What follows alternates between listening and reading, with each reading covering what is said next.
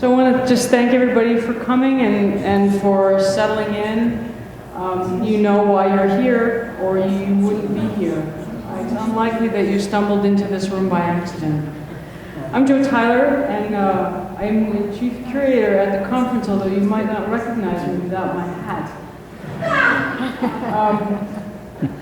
It's my honor to just kind of convene this memorial session tonight for Jack and Edie. And I also wanted to recognize that while we're here to celebrate the fact that we are here because of the work of Jack and also because of the collaboration that he had with Edie, we also wanted to be aware of other spirits connected to this work, people who could not be here, who are still physically present, and also those who could not be here because their physical presence is no longer among us.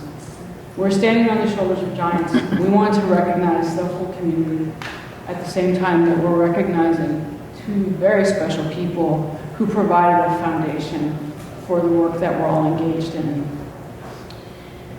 We have a number of very esteemed, articulate, and loving speakers tonight, so we're in for a real treat. The way this session will work is that each of them will tell a story about their connection, some kind of a connection to Jack and to Edie. And then we have microphones on either side here, and there'll be a time and a space for any of those of you who want to get up and share a story of your own. There may not be time for every story, but as I said to you earlier this morning, if you were in this morning's session, the stories are here among us. Energetically, they're all here, whether we get to listen to them or not. So I just wanted to start by just kind of grounding ourselves in the room. Some of you are already very skilled in this, but if you weren't with us this morning, what I would encourage you to do and offer for you to do is to just put your feet on the floor. 2 feet on the floor. Get yourself grounded. Sit up with your spine straight. And then, even though it sounds paradoxical, relax. And then I'm going to just ask you to take 3 deep breaths from your solar plexus. 3 deep belly breaths. And just come into the room entirely. Do that now.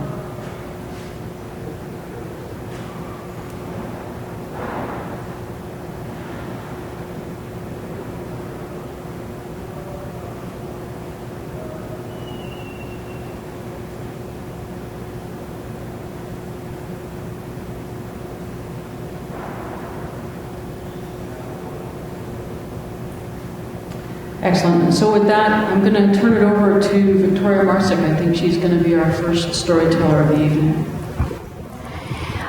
I want to share a story. It's actually 2 little stories, but they're part of the experience of Jack's irreverence. Most of you know that Jack was very irreverent, and we celebrate that.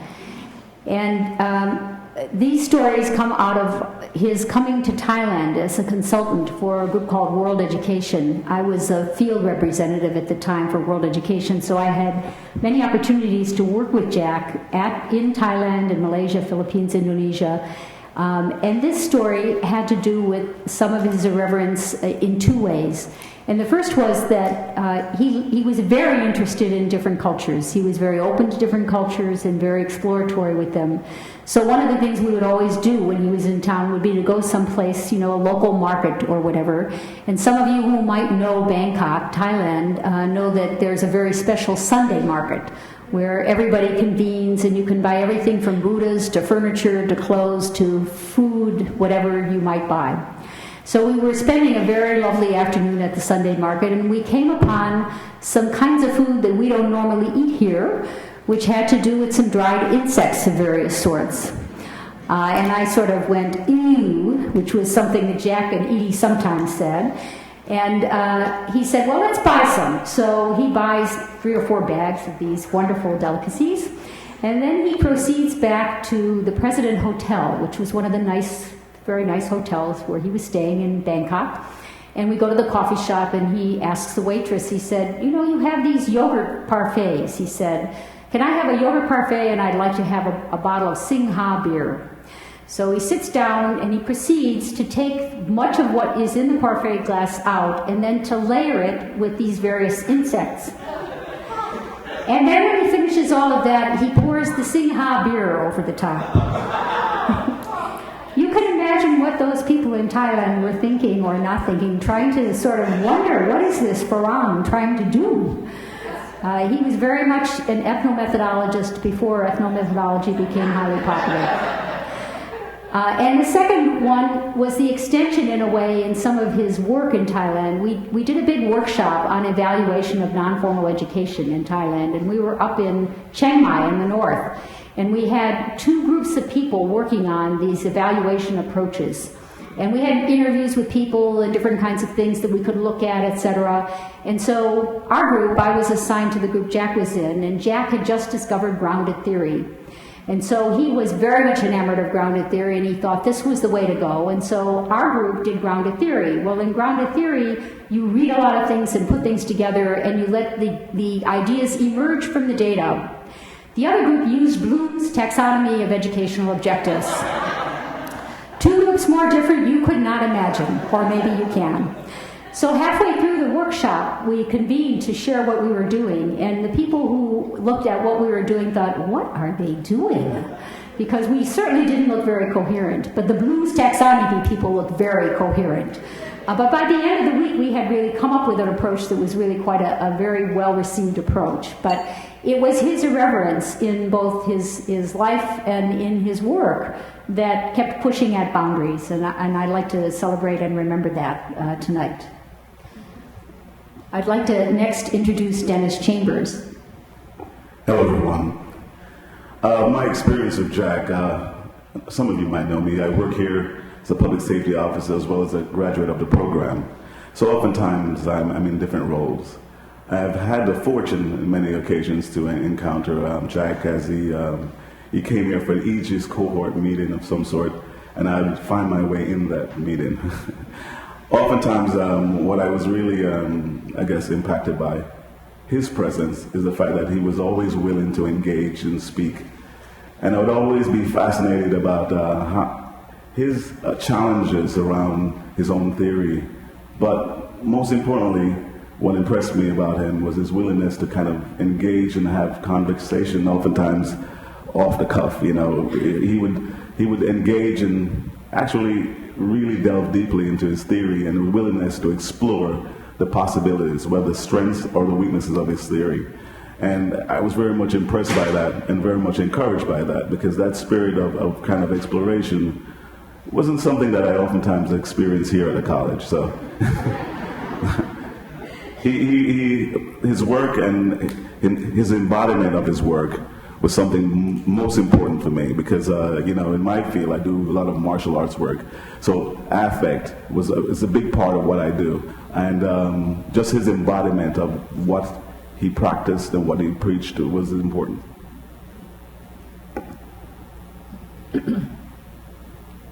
Elizabeth Castle. Thank you. In the mid-70s, I was a student here, and I was designing a dissertation on measuring changes in self-identity in women who participated in reentry programs. I used the tools that Teachers College offered me to create this research project, meaning I took a semester of probability theory, I took 2 semesters of statistics, and I took 2 semesters of empirical design, which was about operationalizing variables and studying them. So at that time, defending your proposal was more of a challenge and a barrier to get over than defending your dissertation. So I had a measurement guy from psychology on my department, on my committee, and I had consulted with other measurement people at the college, and I had my chairperson, Jack Mezirow. So I lived through this 2-hour defense of my longitudinal design with 3 data points and a very fancy analysis of variance. And I was just taking this big sigh of relief because I seemed to have gotten through it just fine when my chairperson, I can still see him sitting on the right, leans over, kind of frowned a little and threw up his arm dismissively and said, well, all of that statistics stuff is okay, but when you get finished, you won't have found out anything that matters. And, well, I won't finish the story about how I changed my dissertation, but I will say that Jack never became an accomplished methodologist.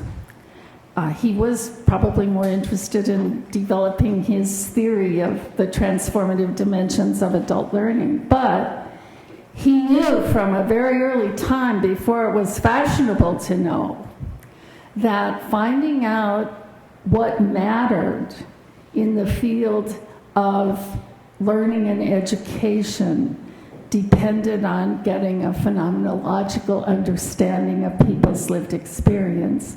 And so although we honor him a lot in this conference because of his vision about learning theory, I think I also like to really honor him for being visionary about how to study how adults learn.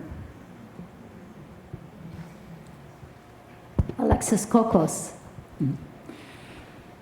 I would like to share with you a story drawn from Jack's and Edie's visit to Greece in 2007. They stayed 8 days, and Jack worked intensively with the Greek community of transformative learning. One day, Edie, Jack, and I traveled to Delphi. There, in the navel of the earth, between myriads of symbols and archetypal memories, we sat in a stand of the ancient theater.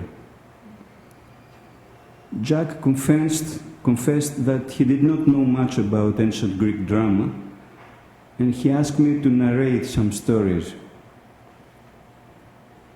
I told them the story of Orestia by Aeschylus, in which the Furies pursue Orestes, who killed his mother, while he is wondering whether it is right for him to be tortured forever, since his mother killed his father.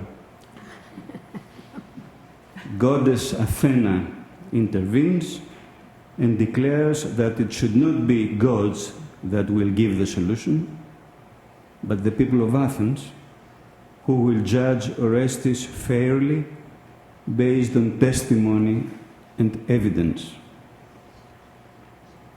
At this point, Jack, very excited, says, "Amazing. As far as I know, it is the first time that in a work of art, the final solution is not sought up from a superior force, but from people's judgment through discourse."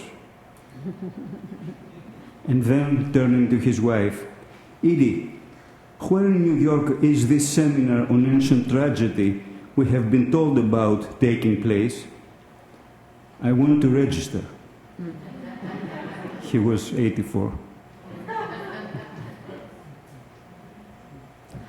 Ann Brooks. Yes, I'm going to talk about Jack. Something went off, yeah. Okay, I just turned it off. That must have been an omen that of something. Jack, everywhere. Before I ever came here, before I ever came to Teachers College as a student, I was doing work overseas, and I'd also been a Vipassana meditator. And everywhere I looked, I couldn't find language or a home for where I was. I couldn't find anything to say, yes, you're doing something and here's words for it. And there weren't that I could find. And I had originally applied for a different program here and was accepted and got an assistantship and was going to come, but was in China and never got the letters to sign. It was 1979, and there was one telephone on the whole campus. So I considered that a good thing because I ended up in the program that I needed to be in. And it came in a little pamphlet in the mail in Japan, and it said, I'm sure it said, although I'm probably, it's an illusion, I'm sure it said transformative learning. And I said, yes, that's me. Maybe it didn't, but at any rate. So I came to this program, and sure enough, there was an intellectual home for me. There was a language to talk about what I wanted to look into and what I cared about in the teaching that I was doing. And then there was also Jack. And by the way, he had done that thing. And Jack just never, as a student, let it sit. So there was no way to just sort of sign on and then glide through. So I remember him writing, "You're great at questioning other assumptions," on a paper. That was all he said, except, "Now question your own." And then another time it was at a Scutria conference, and I thought I was pretty, I was a couple years into my career at the University of Texas. I thought, okay, look at me, I'm kind of hot. Look what I'm over at English City, look at me. And I'd done this life history thing on women's sexual development, and it was gay women, straight women, and bisexuals. And Jack came up afterwards, and I was thinking, that was neat. Did you see this? And Jack goes, "Why did you do that?" My own 12-year-old said, "Mother, how could you?" So I thought, yes. But he did come down to the University of Texas, and he talked to my students, and I have always felt so like I had a place to stand.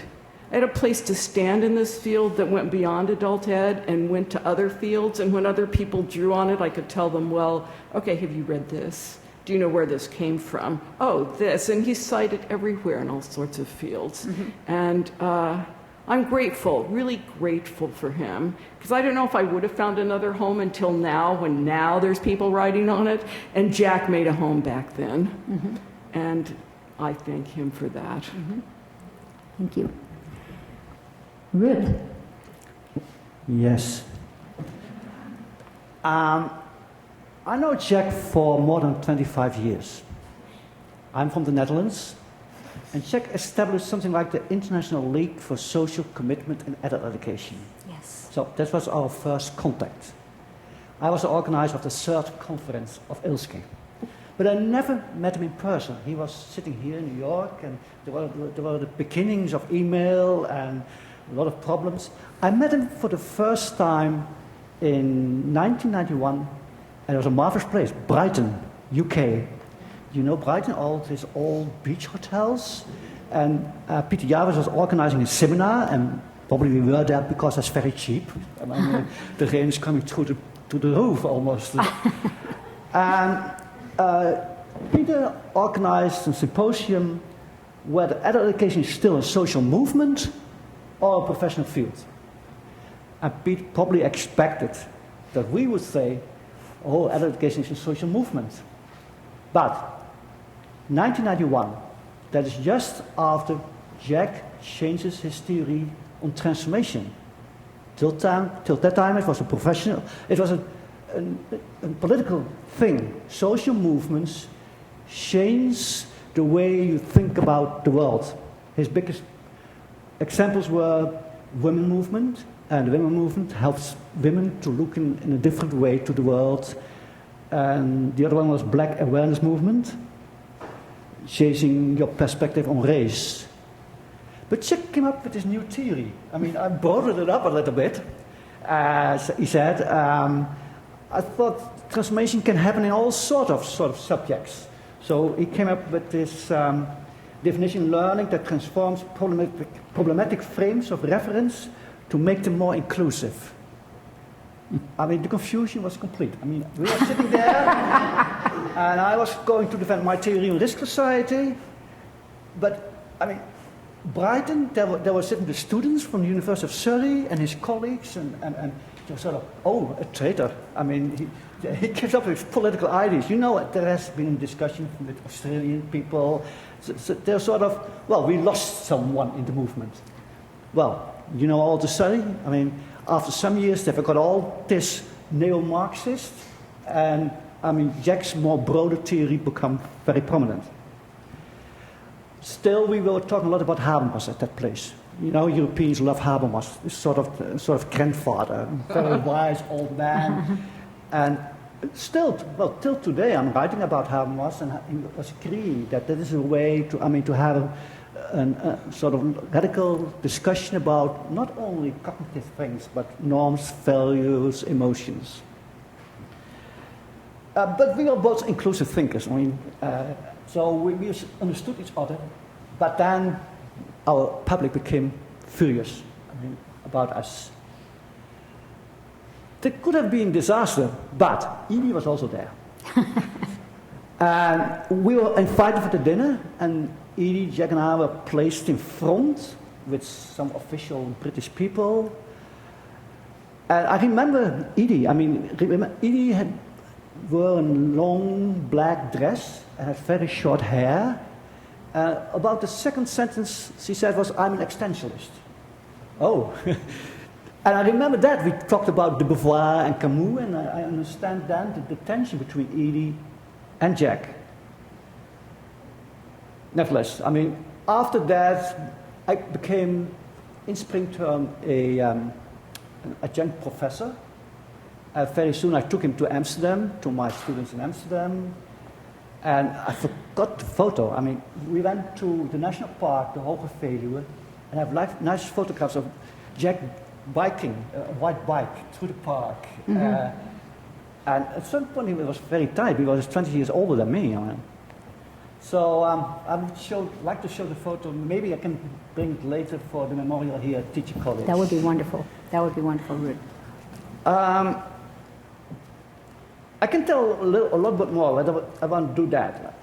There's only one thing, and so when I was already here, I started teaching in 80s.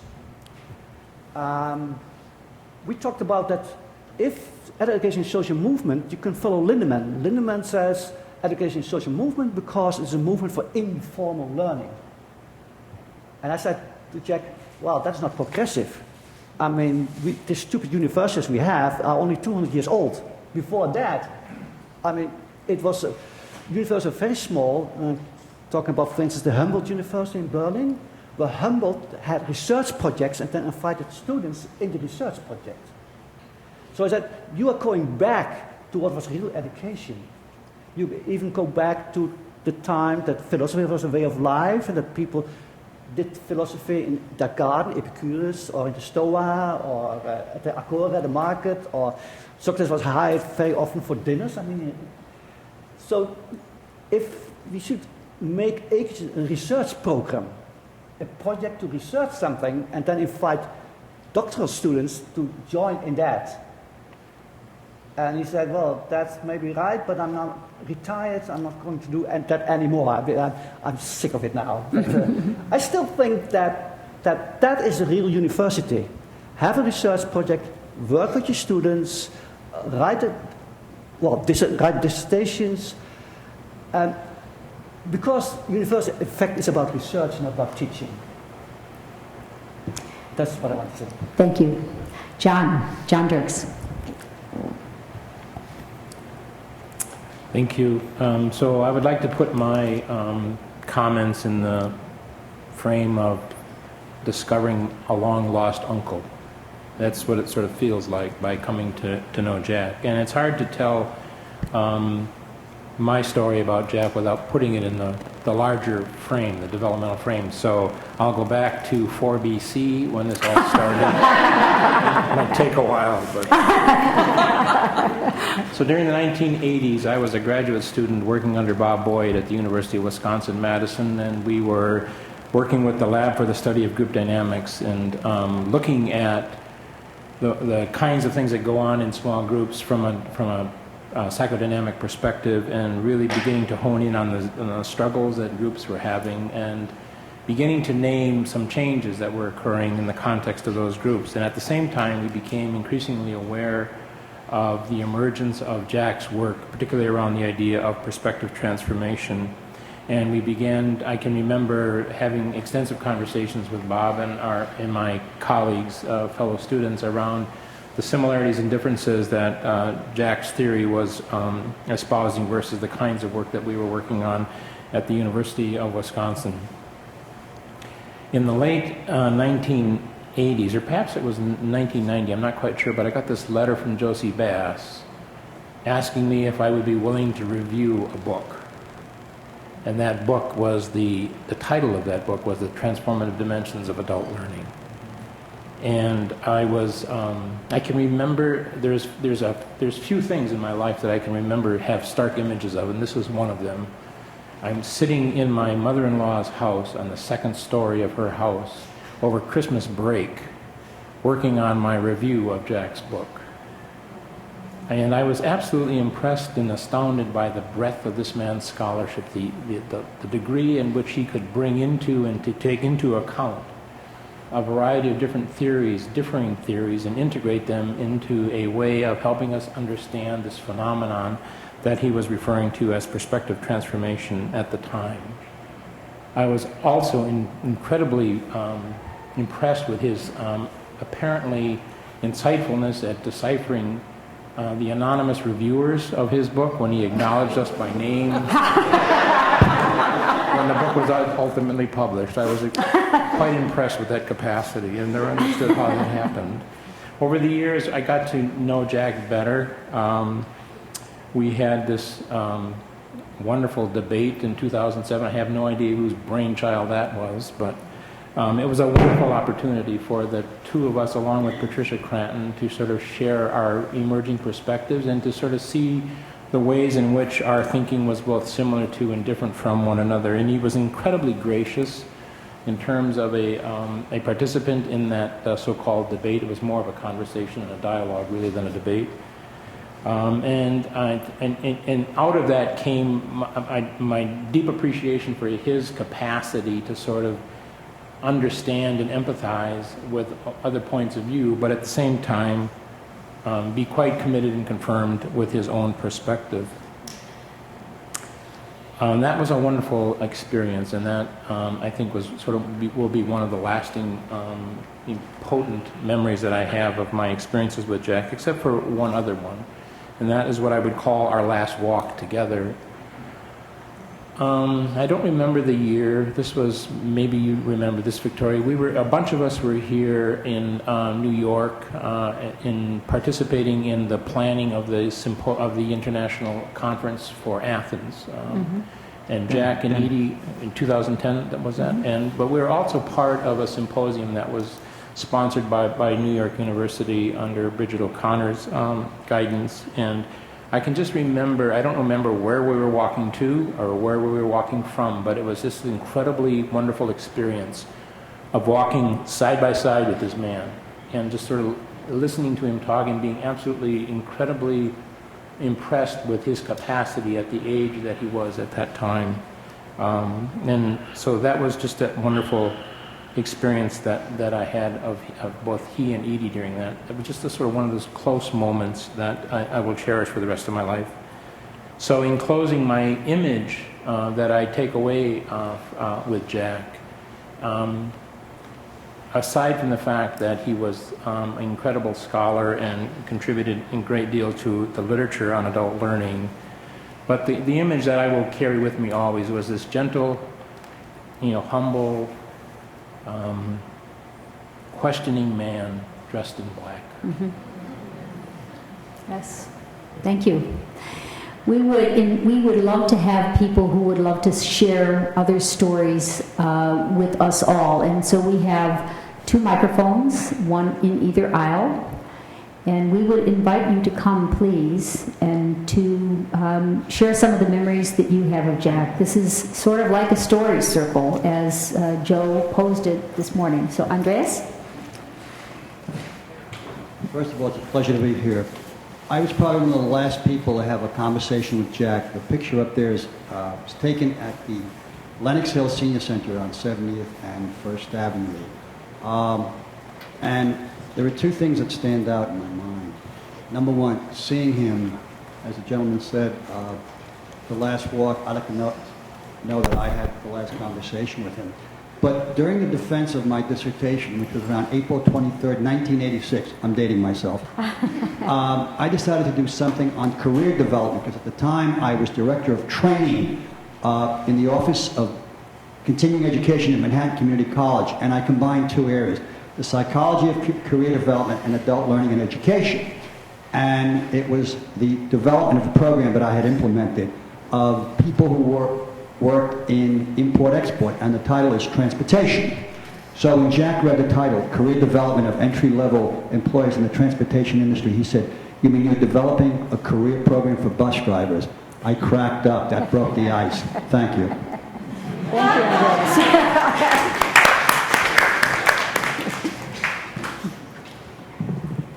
This is Maura Striano from Naples, Italy. And I remember when with my colleague Loretta Fabbri, we invited Jack Mezirow for some conferences in Italy. We invited him in Idi, in Trento, northern Italy, then in Arezzo and in Florence. I was in Florence at that time, not in Naples. And I was impressed of the way he was very, very attentive to the audience. So every time we organized a meeting, he was very attentive to about asking who was the audience, and so trying to organize his speech according to the people he was going to meet. And also I was impressed that he didn't like very much to have a very big audience and to talk in front of so many people like it happened in Trento, but he was very, very much likely to be committed to conversation with students. So, for example, he appreciated very much to be involved in seminars with PhD students. And also I have a very lovely impression of his discussing with us and with his wife about several issues that we were discussing about in Italy regarding our academic life, and it was very interesting in this. So I am very happy to be here and to honor Jack in Italy. From Italy, we came all over Italy to do it. Thank you. Thank you.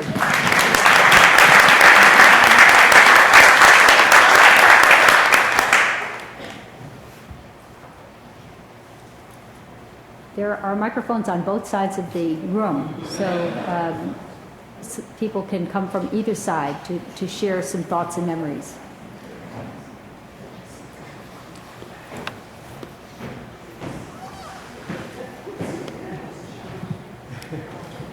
So, Jack was just one of my heroes, still is, and I'll get all over this. But the two stories about Jack that bookended my academic career here are both much more irreverent stories about Jack. So I'm going to share those. I came up here for an admissions interview, and I was, of course, in awe of Teachers College. I didn't know much about adult education. I didn't know anything about Jack yet. And I was ushered into this office to sit on, those of you who went to school here know, the leather chairs. And this was 1982, so we were all very proper women with suits and, skirts and nylons sliding off the leather chair as you were trying to have this conversation. And I sat down, and this wonderful man with a little twinkle in his eye says, "So I don't know whether you can really prove that people learn or not. What do you think?" I'm going to fail this. I don't have an answer for that. I don't know what to do about that. We talked for about 20 minutes, and then he looked up and he said, "By the way, why are you here?"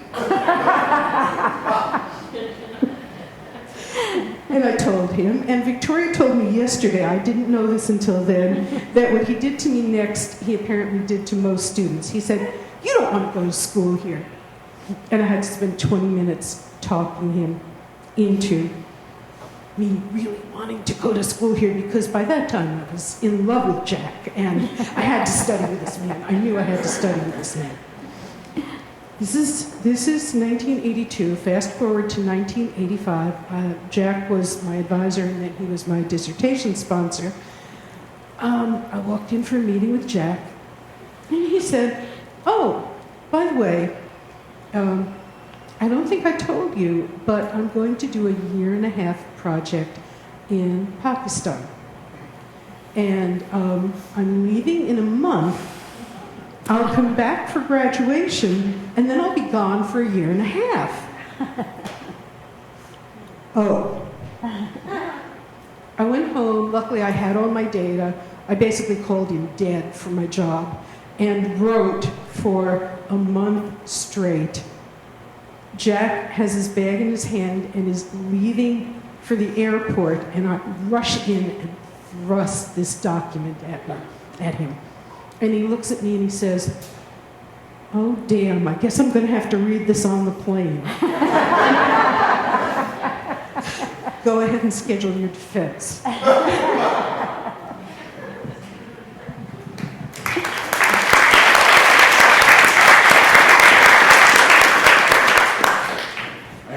Pleasure of serving as a disorienting dilemma for Jack. It was in Victoria's class, actually, and you were having him visit. And you introduced me as a Jesuit priest. Mm-hmm. And I don't know if you knew about Jack's distaste for religion. He looks at me and has that expression like, "You poor benighted soul."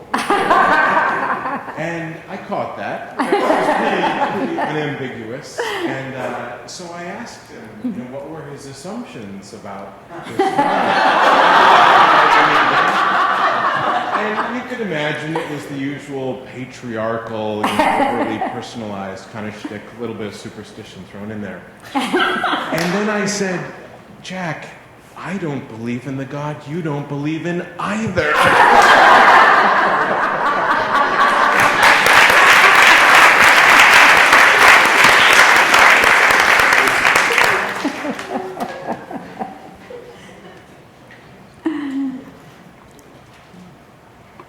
Who else would like to share some memories or stories of Jack, their Jack moments? One of the ones that I often remember, and I'm sure, Elizabeth, you remember this too, and maybe Annie, you experienced it, is if you had Jack as a dissertation advisor and you came in for your defense, and you were nervous, as I'm sure, for example, Susan was at the time, and you're sitting around and waiting for things to happen, and Jack would look at you and he'd say, "See that spot on the wall? That's the blood from the last one."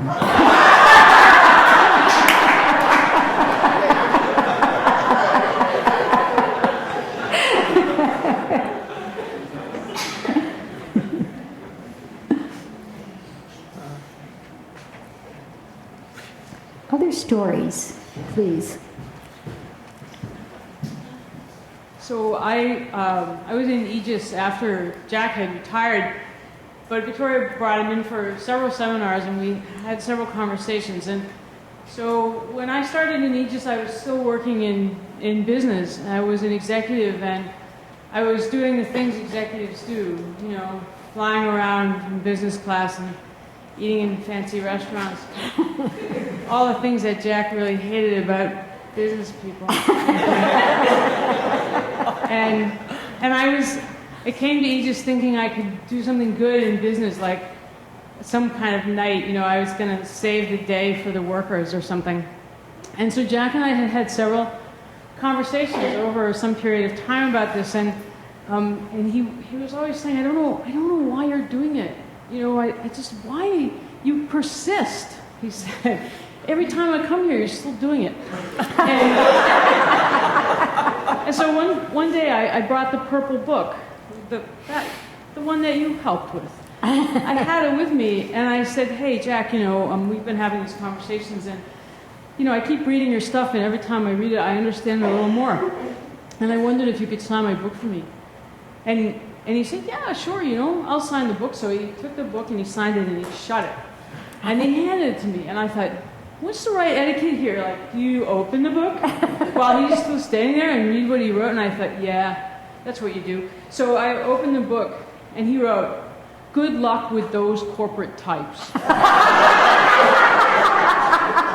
And I said, Jack, do you mean it? Are you wishing me good luck? He said, I'm not saying good luck. He said, I'm saying good luck.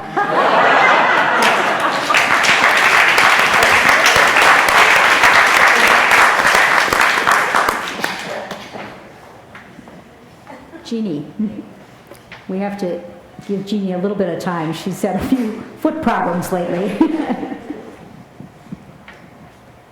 Okay, so I wasn't going to say anything because it's hard to say anything without breaking up, especially when I know Jack since 1976, actually. Yeah. So, and he was my dissertation sponsor. But the story I want to tell about, well, I have many stories, but the one that I think many people don't know is that Jack felt very strongly that psychotherapy was not the answer. And when he went to study with Roger Gould, he came back, and this was very early days of the internet and computers. He said, I think we can figure out a way to design a program so that we could give the prompts that would make people think about what their issues are, and they could help themselves. and he truly believed that. And he didn't see it to fruition because he got involved in other things. But the other thing that a lot of people have spoken about meeting Jack at various conferences, but I don't know if everyone knows what a shopaholic he was. He's a shopaholic. If you were at a conference with Jack and you went out to lunch or you had a drink, at the end he would say, let's go shopping. We can't go home without a token from this particular conference. And if you were ever at his apartment or had the opportunity, his apartment was filled with remembrances of the various places he went. And the last funny thing I'll say about Jack, which I think will resonate for many people who've had mentors who were so sure about the course that your life should take. When I told Jack I was getting married, he said to me, why do you want to ruin your life?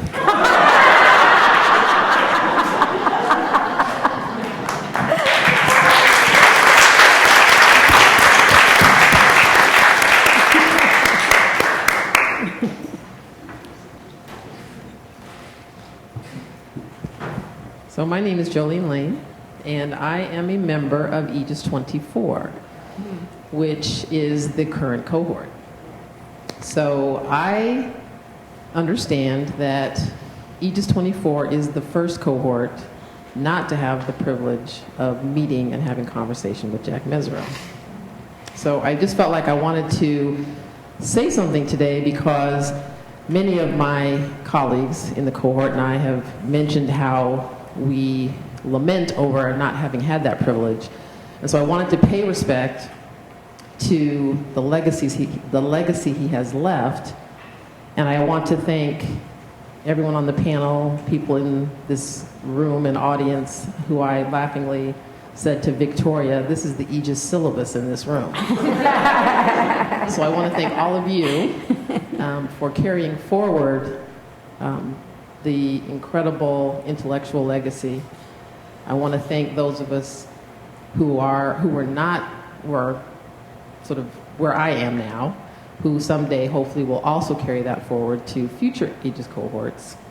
And I truly feel privileged to have had the opportunity, despite not actually knowing him, to have the people in this room sort of bring him to life in a way that even those of us who didn't know him can sort of lovingly refer to him as Jack.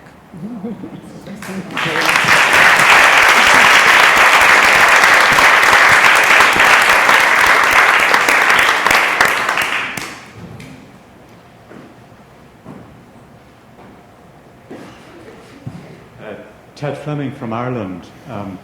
I remember writing, I thought I might be the oldest here, but it's absolutely brilliant that I'm not.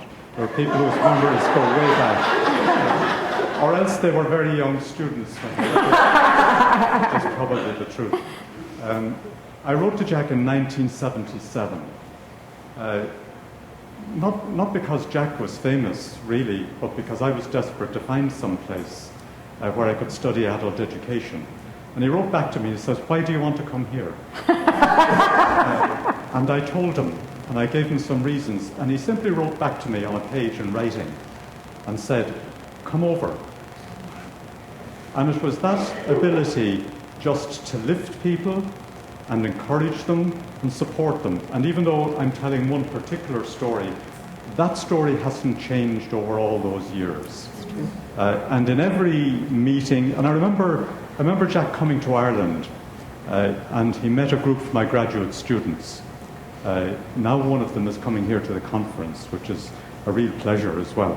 But I went in late at night. The caretakers were at the door to lock up the university and make sure everyone had gone home.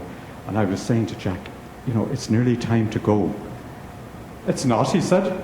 There are more questions, and people want to discuss adult education, he says. We're not going till this is done. And then we arranged to have for Jack and Edie to hire a car, and they wanted to see the west of Ireland. And they loved the idea of going to the west of Ireland, but when they got there, it was far too wild. And by the end of the day, they were back.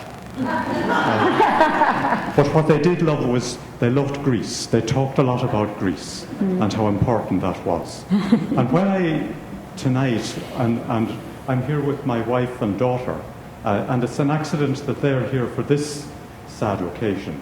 But when we think of Jack and Edie, lots of things, lots of small memories come to mind. His son Andy, that they talked about a lot and people often mentioned. Jack sitting on my kitchen floor, face painting with Grania. She was 6 and he was about 7.5. And I think it's jogging in Riverside Drive, swimming, Jack in his stubbornness refusing to go back for his shoes when the sand on the beach was too hot. And it's lots of personal things like that that come to mind. And it's just to emphasize again that ability he had to put wind in your sails.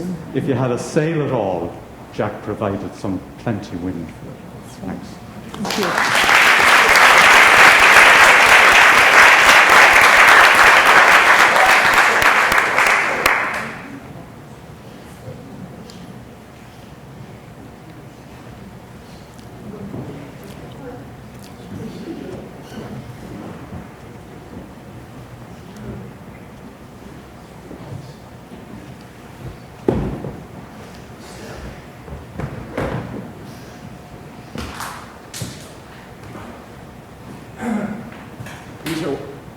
Stories, and I'm not going to tell a story, but it's more of a comment. Please speak into the mic, Peter. Oh, sorry. Yeah.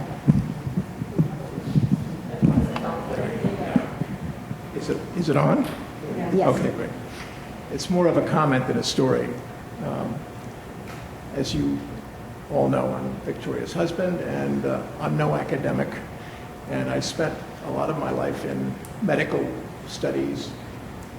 And we spent a lot of time with him. And one of the things that I'll always remember about Jack was that he was so interested in whatever it was that I was delving into, whether it was a year studying the actions of an anti-inflammatory agent, celecoxib, or my photography. He was always saying, he was inquiring deeply into it and trying to move me forward. Why don't you do something with that? Why don't you make it into...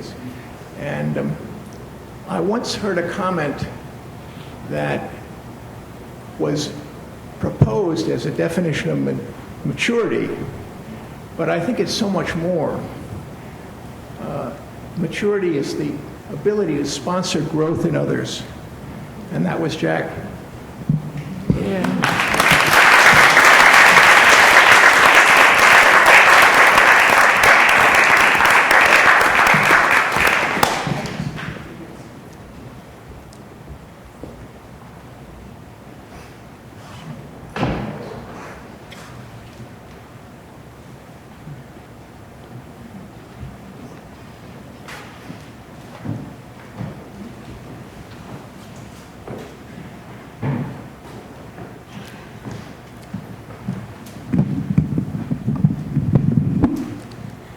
My name is Mariana, and I came to Aegis, and I didn't know what was going to happen to me.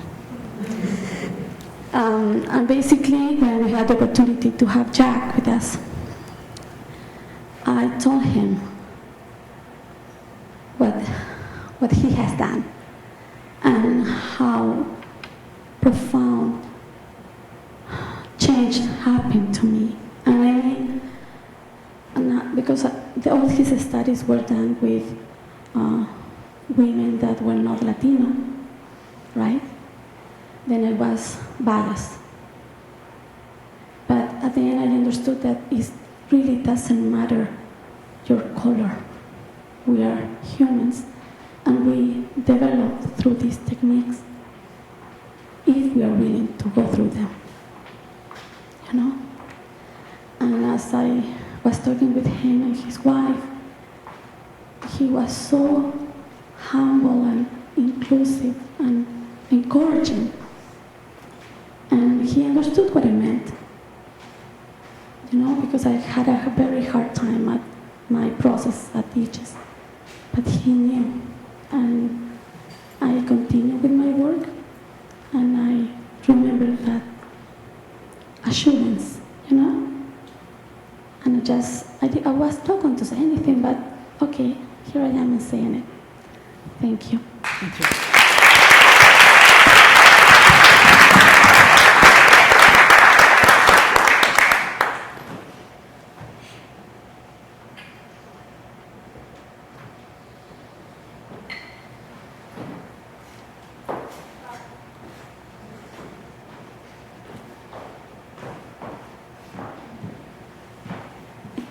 Hello, good evening. My name is Aliki.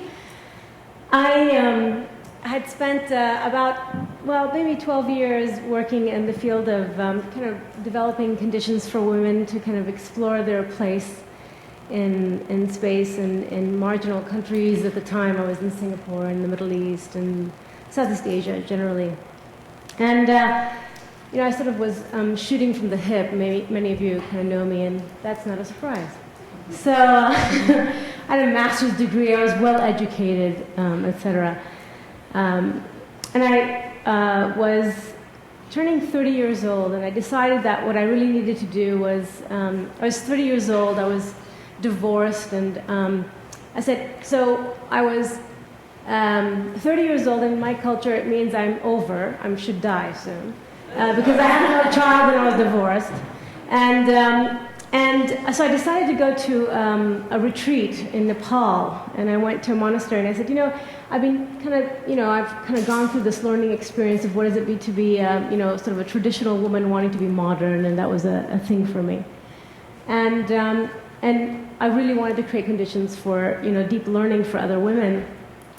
So I had met sort of my spiritual teacher in the Tibetan tradition, and I was very dubious about it. I was a student of sort of philosophy and conflict resolution. So I was really interested in how do we create conditions for change in multiple ways.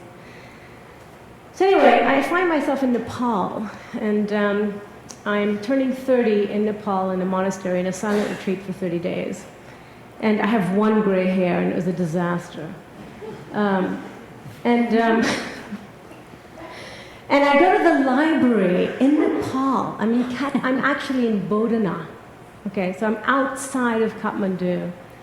I'm in a very sort of rural building. Peanut butter was the most protein I could get, and lentils. So peanut butter and lentils were sort of my daily diet for a month, and then meditation from 5 a.m. till whenever. But I thought one day I was going to go to the library, and I wanted to read more about things. And you won't believe this, but it's leafing through these various kind of piles of things, and there was something called, I think it was, I don't even remember the date of Jack, so I have to figure out which one this was, but it was something about the potential for transformative learning, blah, blah, blah. But all the thing that caught me was potential and then transformative learning. So I'm in a library in Nepal, having meditation and one gray hair. It's sort of some kind of disorienting dilemma now that I think about it. And I thought, oh my goodness, I know nothing. What this transformative thing? This is interesting to me. And I have reflected upon it because I didn't pay attention to the name, other than I remember there was something about the name that sounded like a Jack. I really didn't pay attention. It wasn't until I came.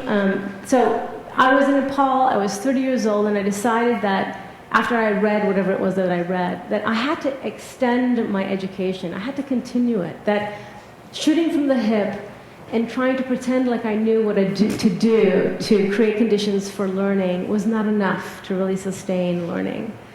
And I sold all my belongings, and I left Singapore in pursuit of learning. And it took me a couple of years before I found Teachers College, but I only applied to Teachers College and Harvard University. I only wanted to study with people who had something to do with transformation. And Bob Keegan at Harvard was talking about certain things at Harvard, but Harvard rejected me because Bob was on sabbatical. Fine. But but Teachers College didn't. And so I came to study transformation. And I was very fortunate to come here in 2003, and it was the first time I met Jack. And I was very intimidated and very naive, etc. And I told him, I said, I'm coming here because I want to study transformation. He said, bollocks! There's nothing that transforms.